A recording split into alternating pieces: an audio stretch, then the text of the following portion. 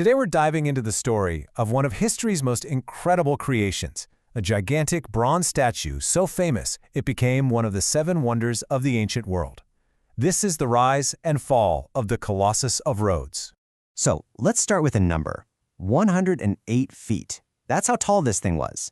Just try to picture that for a second, standing at the foot of something that massive, built entirely by hand. I mean, let's really wrap our heads around this. We're talking about a structure taller than a 10-story building. It's not made of stone, it's made of bronze, and it was built over 2,000 years ago. So the real question is, how on earth did they pull that off? Let's find out.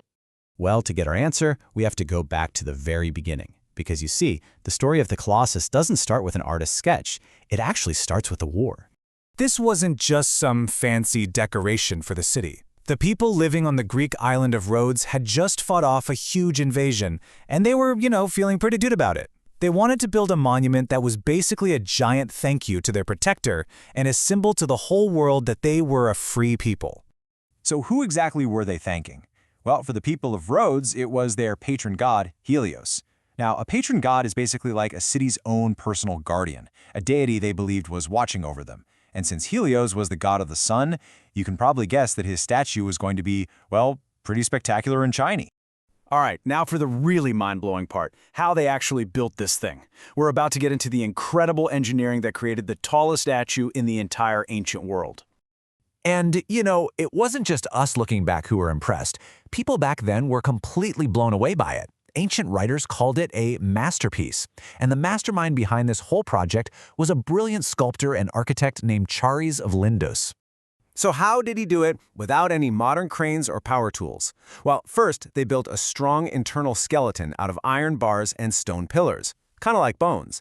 Then they attached the skin, gleaming bronze plates. And get this, a lot of that bronze came from melting down the weapons left behind by the army they defeated.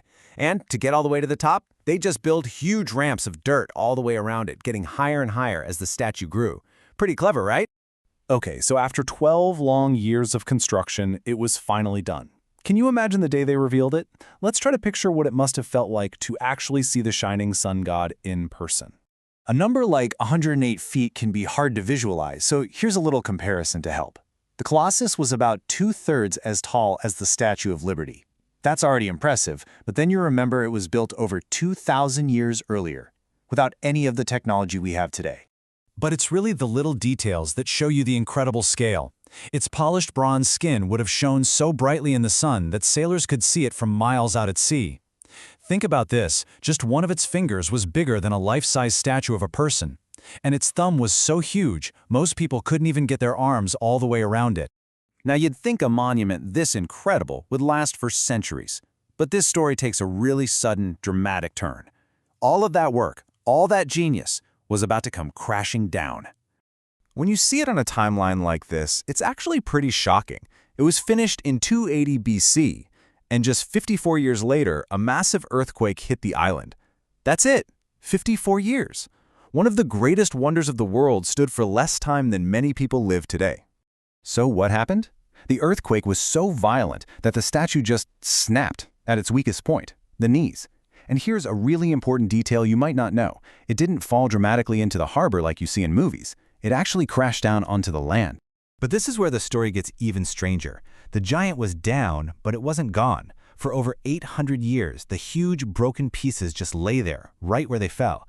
They actually became a famous tourist attraction all over again, a wonder, even in ruins. So even though the statue itself was destroyed, the idea of the Colossus was just getting started. So let's talk about the myths and the incredible legacy it left behind. Okay, let's clear up the biggest myth right now. You've probably seen drawings of it, right? With its legs spread wide across the harbor entrance, ships sailing underneath. Well, it's a cool image, but it almost certainly never happened. Engineers are pretty sure a bronze statue stretched that wide would have just collapsed under its own weight. It was much more likely on a pedestal to the side of the harbor. So what finally happened to those famous ruins that lay around for centuries? Well, in the 7th century, invaders took over the island. And to them, this wasn't a wonder of the world, it was a huge pile of valuable scrap metal. They broke it up and sold it off. And to give you an idea of just how much bronze there was, the story goes it took 900 camels to carry it all away. But even with every last piece gone, its legacy is everywhere. You ever use the word colossal to describe something huge? Yep, that comes directly from the Colossus. It was also a huge inspiration for another famous statue you might have heard of, the Statue of Liberty. But more than anything, it's just proof that people thousands of years ago could dream big and build on a truly epic scale. So in the end, not a single scrap of the real statue is left. It's completely vanished. But its story, its legend, that has survived for thousands of years. Which kind of makes you think, doesn't it? What are we building today that people will still be talking about thousands of years from now?